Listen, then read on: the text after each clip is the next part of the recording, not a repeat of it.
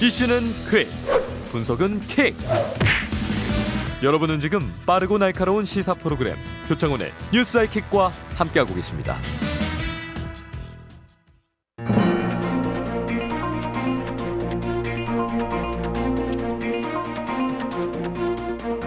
우리 사회 구석구석 속속들이 파헤쳐 드립니다. 사회 프로파일링. 현장을 뛰는 기자, 사건의 핵심을 짚어내는 변호사와 함께 우리 사회를 속속들이 파헤치고 프로파일링하는 시간이죠. 사회 프로파일링. 김준우 변호사, 김완 한겨레신문 기자와 함께하겠습니다. 두 분 어서 오세요. 안녕하세요. 안녕하십니까. 네, 사회 프로파일링 역시 지금 현재 유튜브로 생중계되고 있습니다. 여러분께서 유튜브 댓글로 남겨주시는 소중한 의견 다 확인을 하고 있으니까요. 실시간으로 유튜브에서 표창원의 뉴스 아이킥을 검색해서 들어오셔서 많은 참여해 주시길 부탁드리겠습니다. 네, 윤석열 대통령의 비속어 발언 논란, 후폭풍, 가라앉을 기미가 전혀 안 보입니다. 네. 김한 기자, 기자단 언론인들 특히 네. 목소리 계속 내고 있는데요. 네. 김한 기자께서도 당사자시잖아요. 네. 어떻게 보겠어요?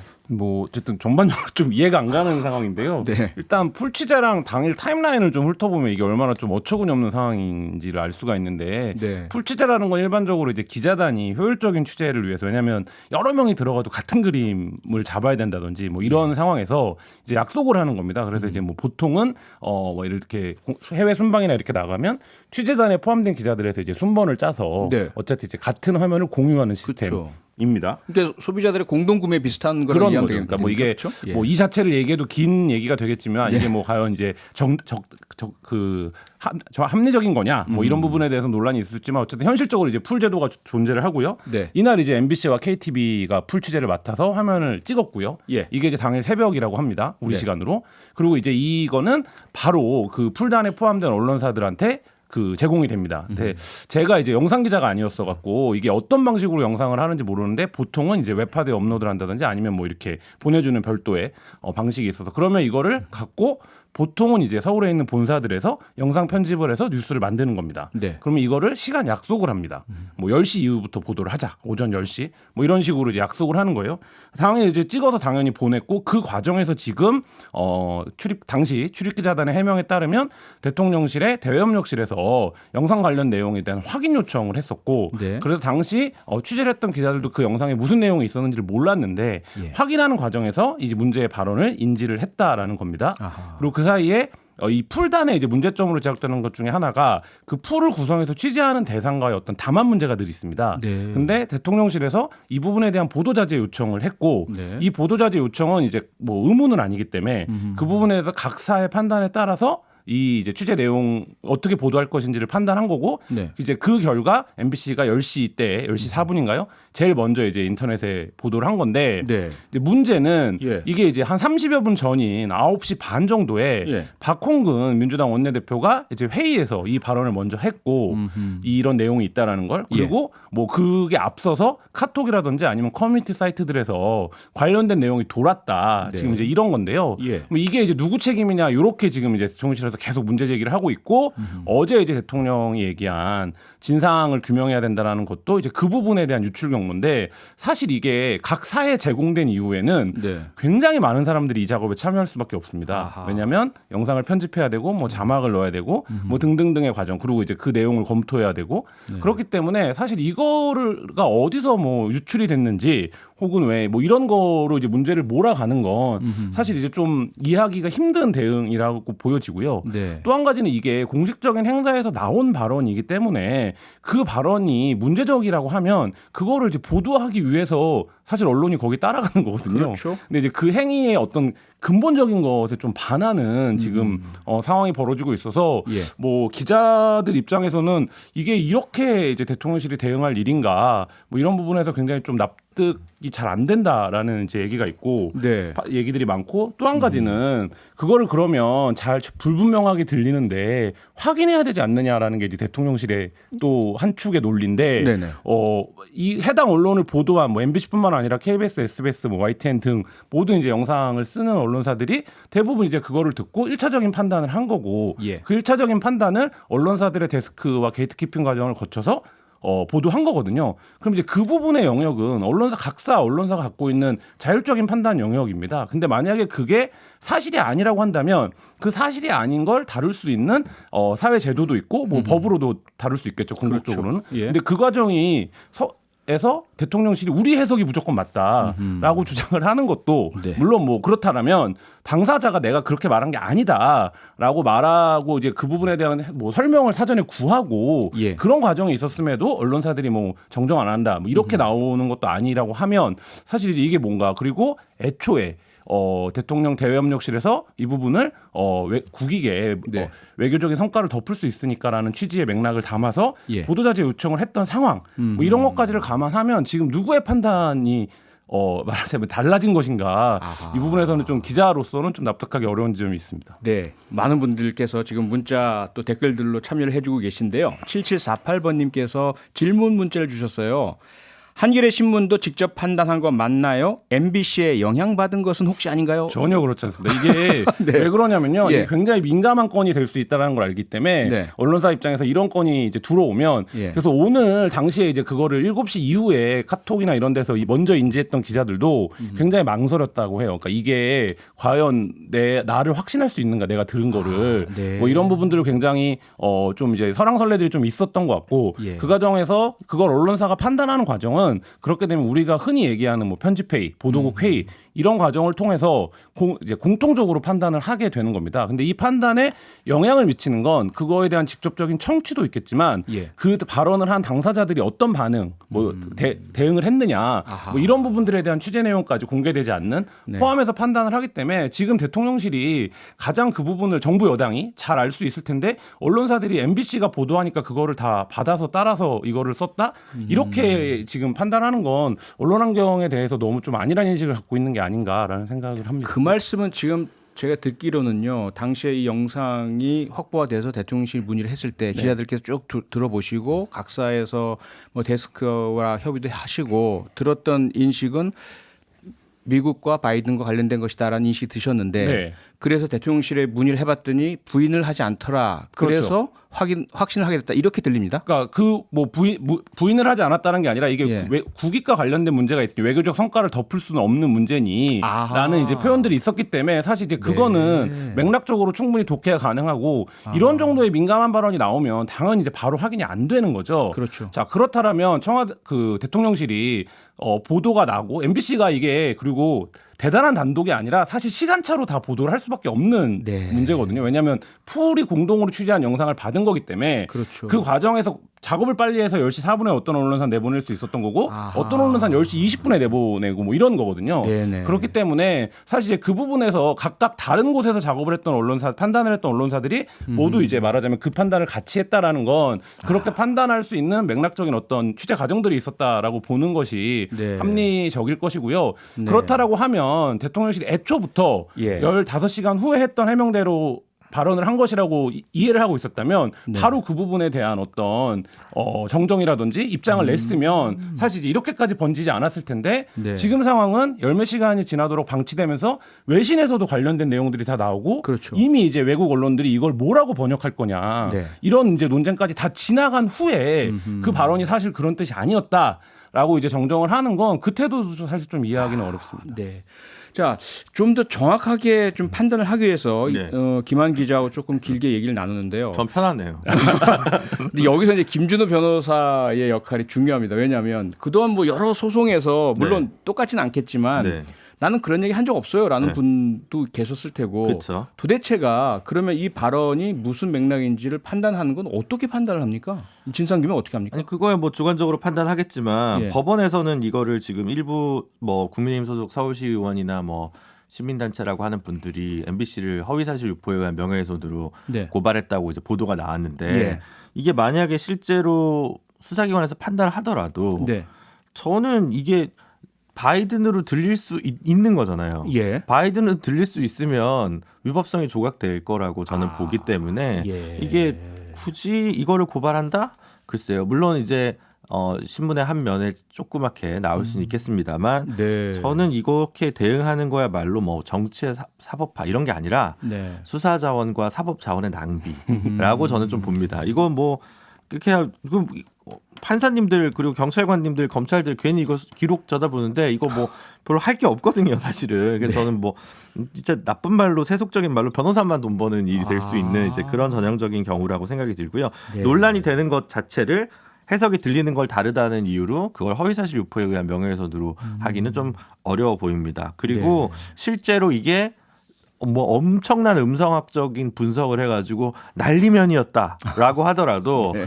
통상의 사람들이 바이든으로 들릴 수 있다라고 한다면 네. 그 오인 가능성이 있는 것만으로도 위법성이 조각될 거기 때문에 예. 이게 뭐 형사적으로 문제가 될 것이라고 보여지진 않습니다. 사실 저희가 법 언어학이라는 학문 분야가 있습니다. 네. Forensic Linguistics라고 해서요. 근데 그 학문 분야의 대상은 뭐냐면 이게 누구의 목소리냐, 성분 분석을 한다든지, 네. 혹은 독특한 사용하는 표현들이 담겨 있다라든지, 네. 이게 바이든인지 난리면인지를 분석하는 그런 수사 분석은 제가 해본 적도 없고 들어본 적도 없어가지고 상당히 생소하고, 그러다 보니까 김준호 변호사님 말씀을 들으니까 이게 사법적 수사적 낭비라는 말씀이 그대로 와닿네요. 네. 근데 두 번째 부분이에요. 네. 두 번째 진상규명이라고 하는 부분, 중간에 영상이 유출된 것, 이거 법적인 문제가 될 수 있을까요? 글쎄요, 이게 뭐 개인 정보라고 하기에는 좀 어려우니까 예. 뭐 방송국 내부의 내규에 뭐가 문제가 될 수 있을지는 모르겠는데 그렇죠. 그 자체로 뭐 불법적이라고 하기엔 좀 어렵지 않을까 싶고요. 네. 지금 이게 이제 8시에 일어난 일 정도인데 9시에 이른바 지라시가 돌았다는 거 아닙니까? 영상도 돌고 예. 그리고 나서 이제 9시 반에 박홍근 원내대표가 발언을 하고 MBC는 10시 7분에 보도를 했는데 네. 거기서 정원유착이라고 MBC와 민주당이라고 얘기하는 게 네. 이미 카톡이나 정치인들 사이는 9시에 돌고 국민의힘 정치인도 그런 영상을 페이스북에 올리고 이런 일이 있어서 네. 오히려 정원유착이라고 얘기를 국민의힘에서 무리하게 제기를 하면 MBC에서 명예훼손 소송을 하면 역으로. 제가 좀 맞고 싶네요. 아니, 그러니까 참 어려운 게, 그래도 대한민국의 대통령, 현직 대통령께서 기자들 앞에서 공개적으로 네. 진상규명이 필요하다는 말씀을 하셨기 네. 때문에 이건 엄청난 무게가 실린 말씀인데 네. 거기에 담긴 게 두 가지란 말이죠. 하나는 발언 내용, 미국이나 바이든과 관련이 있느냐 없느냐. 그런데 아무리 김준호 변호사 말씀을 들어봐도, 혹은 뭐 어떤 전문가에게 얘기를 들어봐도 이게 과연 법적으로든 수사적으로든 해결될 수 있는 것인지 의문이 강하게 들고요. 어제자 동아일보 사설 마지막 문장이 예. 논란은 논란으로 덮을 수 없다라는 거 정리가 되더라고요. 예. 뭔가 논란을 만들어서 지금 예. 본인들에게 불리한 내용들을 좀 프레임으로 역으로 바꿔보려고 하는 대응 체계가 아닌가 싶어서 대단히 유감스럽고 우리 뭐 여러 방송에서 다들 얘기하셨지만 올 초에 바이든 대통령도 본인도 뭔가 기자를 비하하는 듯한 발언을 했다가 본인이 사과했죠. 사과를 했죠. 네, 직접 사과했죠. 예, 미국 대통령도 그렇게 사과를 하는데 예. 우리 대통령들은 이렇게 사과하는 것에 사실은 뭐 정권을 막론하고 네. 참 되게 인색한 것 같습니다. 정치인들도 그게 그리고 이제 사과한다거나 죄송하다는 말보다는 유감을 표명한다는 표현으로 또 꼭 해요. 그래서 네. 진짜 사과한다는 말 한번 제대로 들어보는 게 이렇게 어려운가 싶은 생각이 듭니다. 알겠습니다. 뭐 이 사안 뭐 너무 많은 얘기도 있고 하니까 이 정도에서 좀 마무리를 하고요. 다음 주제로 넘어가 보겠습니다. 2주 전에도 사실은 이 주제를 다루긴 했었는데요. 네. 성남 FC 후원금 관련 수사 계속 속도가 나고 있고요. 네. 김환 기자, 검찰에서 또 최근에 압수수색을 했다면서요? 네, 지금까지 이제 사건의 주요 골격은 이제 두산과 성남시의 문제에 이제 포커싱이 있었는데 네. 오늘 성남지청이 뭐 네이버, 차병원 이런 이제 다른 언론 회사들 10여 곳을 압수수색을 했습니다. 예. 관련해서 지난 16일에 두산건설과 뭐 성남FC 사무실 등을 압수수색을 했었는데 네. 이때는 두산건설 한 곳만 포함이 됐었고 왜 두산건설만 했냐 해서 이제 두산건설 내부에서 공문이 이제 나오고 뭐 네. 관계자들의 진술이 있었기 때문에 두산건설을 중심으로 해서 수사가 진행되고 있는 것으로 이제 언론은 읽었는데 네. 최근에는 뭐 수사 관련된 내용들이 밖으로 잘 안 나오기 때문에 사실 실제 수사가 어떻게 되고 있는지를 파악하기 굉장히 어려운데요. 네. 뭐 그래서 이게 이제 제3자 뇌물이기 때문에 각각의 청탁거리가 분명한 회사만 이게 이제 혐의 적용이라든지 이런 부분들이 가능하기 때문에 네. 두산으로 이제 중심으로 이제 수사가 이루어지고 있는 거 아니냐라고 했었는데 오늘 이제 다른 곳들을 압수수색하면서 이제 수사가 두산만이 아니라 애초부터 이제 다른 것도 하고 있었는데 뭐 이제 알려지지 않았던 것인지 아니면 예. 수사가 좀 확대된 것인지 뭐 이런 거에 대한 좀 해석들을 낳고 있고요. 네. 뭐 뭐 일각에서는 이제 검찰이 아예 처음부터 이 사건에 이제 다시 들여다보고 있는 게 아닐까, 혐의가 적용한 것만 추려서 보는 게 아니라 뭐 아는 게 아니냐, 뭐 이런 분석까지도 지금 나오고 있습니다. 네. 근데 시점이 공교롭다 보니까 네. 정무적 해석이 이제 날뛸 수밖에 없는 부분이 있는 것 같습니다. 아무래도 대통령 지지율이 좀 낮아진 상황에서 네. 뭔가 야당에게 정치적 약점이 될 수 있는 부분을 집중 공략하는 거 아니냐. 요즘 뭐 인사가 만사다가 아니라 수사가 만사다라는 표현들이 좀 저작거리에 돌아다니고 있는데 네. 그런 예가 오비락일 수도 있겠습니다만 네. 이게 좀 공교로운 것 같고요. 네이버 차병원 글쎄요. 이게 이제 뭐 들여다 보면 뭔가 새로운 증거들이 있어서 검찰에서 압수수색을 했을 수도 있겠습니다만 네.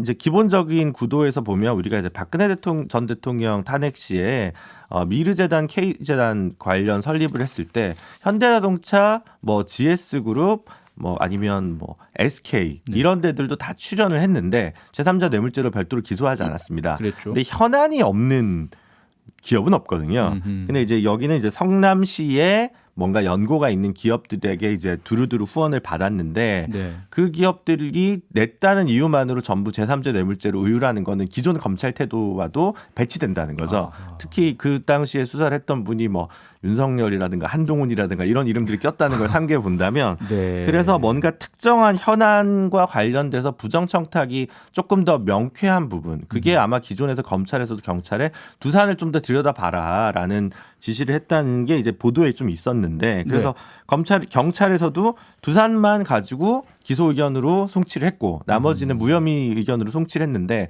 다시 전부 다 압수수색했다는 건 정말 검찰에서는 사실은 원점에서부터 다시 다 들여다보겠다라는 의지로 좀 보여집니다.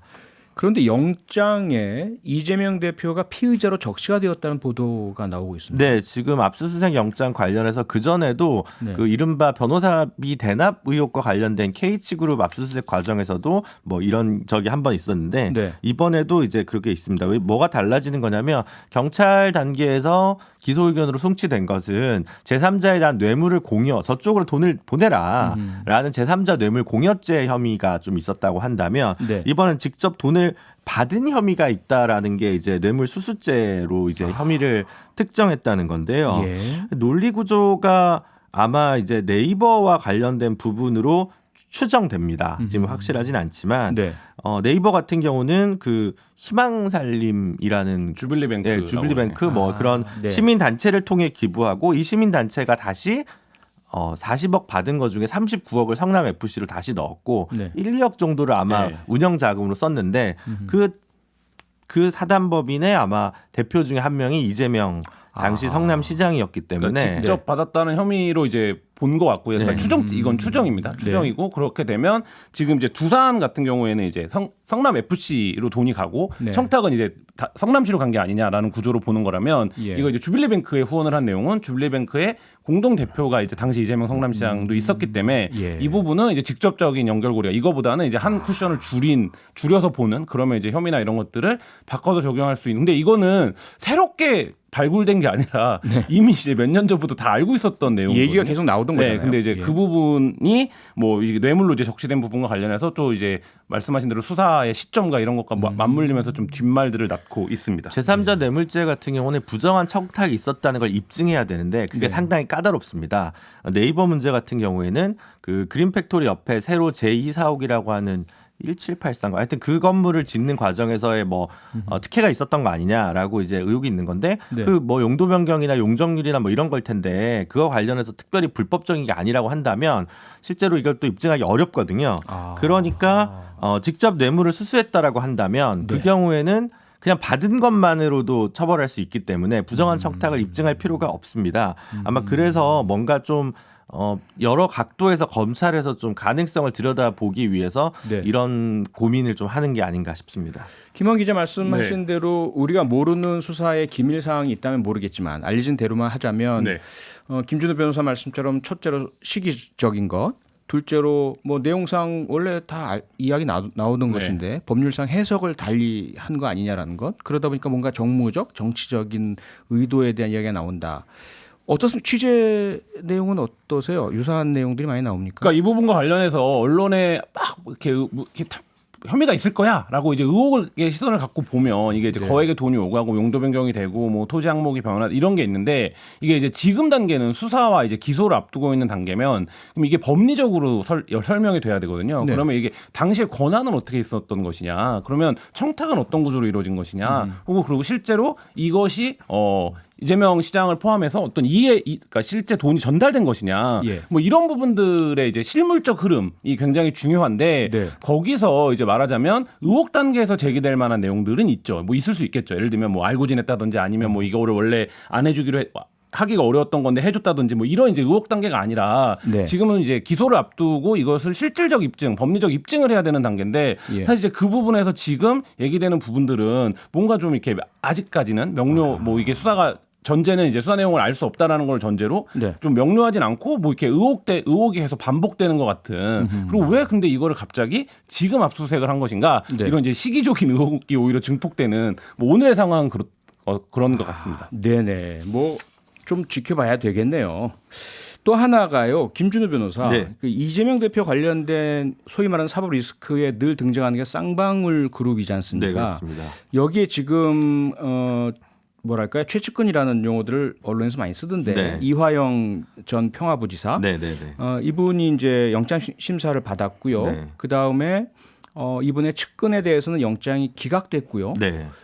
어떻게 보세요, 이 이 사람? 혐의부터 이제 간단히 정리를 해드리면 예. 이화영 전 경기도 평화부지사가 예전에 17대 때 국회의원도 하셨던 분인데요. 네. 이분이 쌍방울의 사회이사로 재직을 하고 있다가 중간에 평화부지사로 이제 가게 됩니다.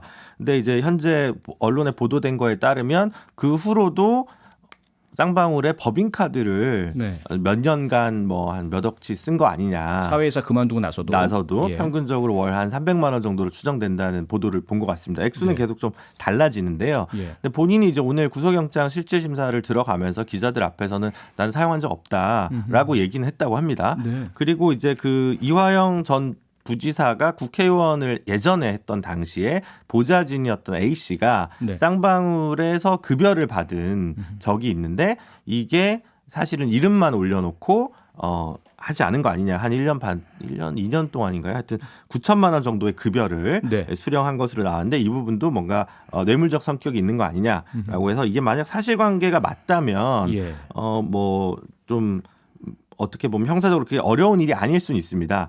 다만 지금 그 보좌진이란 분은 구속영장이 기각됐는데요. 네. 저는 사실 그 구속영장 기각 자체는 이화영 부지사도 마찬가지인데 기각 여부와 뭐 유무죄 판단은 좀 결을 달리해야 한다고 봅니다. 이 사건 같은 경우도 이화영 부지사가 결국은 그 카드라고 하는 법인카드는 딱 특정이 될 거 아니겠습니까? 그렇죠. 그럼 법인카드가 이제 그 카드가 어떻게 쓰였는지 동선을 보고 네. 하면 돼서 이게 구속수사가 필수 불가결하게 요구되는 것이 아니기 때문에 네. 실제로 제가 봤을 때는 증거인멸의 우려가 별로 없습니다. 그래서 이거는 불구속 수사가 맞는 것 같고요. 다만 이제 이것이 문제가 되더라도 네. 또는 이제 이재명 캠프에 있던 분들 중에서 쌍방울 그룹의 사회이사를 한 분들이 더 있습니다. 그래서 계속 논란은 끊이지 않겠지만 네. 이 자체가 이재명 대표에게 직접적인 뇌물죄나 뭐 이런 걸로 적용되기는 좀 어려운 문이 있어서 뭐 이화영 지사 전 부지사가 실제 유죄 판결을 받는다 하더라도 네. 이게 뭐 직접적으로 이재명 대표에게 형사처벌될 가능성은 현재로서는 저는 0에 가까이 수렴한다고 보여집니다. 현재로서는이라는 단서를 달아주셨어요. 네. 김한 기자. 사실 네. 그런데 쌍방울 그룹이 이재명 대표의 변호사비 대납하고도 말이 나오고 있고요. 네. 그리고 그룹의 그 회장 대표 이분은 또 해외 도피 중이지 않습니까? 네. 어떻게 보세요? 검찰의 칼날은 결국 이재명 대표를 향하고 있지 않습니까? 그러니까 뭔가 겉으로 보기에 이상하죠. 그러니까 이상한 점들이 석연찮은 점들이 많고 지금 뭐 일각에서는 쌍방울의 뭐 자금 흐름이라든지 이런 것들도 이상하고 인적 구성이라든지 이런 것들도 이상하다고 하는데 네. 근데 기본적으로 지금 이 쌍방울이 우리가 예전에 쌍방울 레이더스 야구팀 시절에 알던 그 쌍방울이 아닙니다. 아닌가요? 네, 아니고 이제 오. 주가와 관련된 그러니까 M&A 세력들이 회사를 인수해서 예. 그 부분과 관련해서 여러 가지 이제 말하자면 기업을 인수합병하는 과정을 통해서 네. 회사를 불려가는 구조이기 때문에 그렇다라고 하면 그런 구조의 기업이라고 하면 필수 불가결하게 정재계 특히 이제 그 수사 관련된 영역에 굉장히 많은 여야 가릴 것 없이 보험을 들 수밖에 없는 구조이고 그 네. 과정에서 자금 흐름이 당연히 복잡할 것이고 네. 뭐 그런 이제 문제들이 기본적으로 그 기업의 문제는 있을 건데 여기서 지금 나오고 있는 것처럼 뭐 몇 가지가 얽혀 있습니다. 뭐 변호사비를 대납해 줬다는 의혹이 있고 네.